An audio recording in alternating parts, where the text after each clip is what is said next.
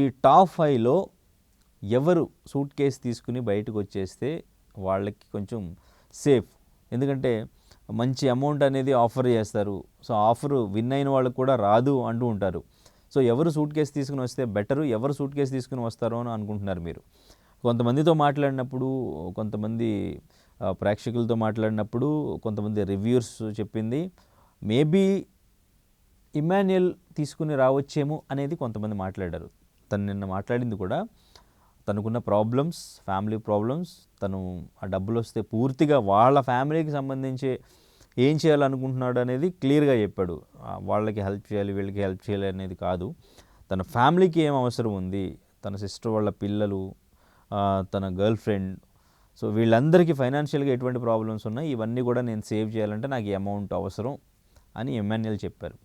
So maybe Emmanuel ఇప్పుడు third ప్లేస్లో కూడా తన్ని థర్డ్ ఫైనలిస్ట్ అని చెప్పడం, ఇవన్నీ కూడా ఆలోచించుకుని ఇమాన్యుయల్ ఏమన్నా తీసుకుని బయటికి వచ్చే ఛాన్స్ ఏమైనా ఉందా అని చాలామంది కామెంట్ చేస్తున్నారు, చాలామంది మాట్లాడుతున్నారు ఇమాన్యుయలే మేబీ సూట్ కేసు తీసుకుంటాడేమో అని చెప్పి.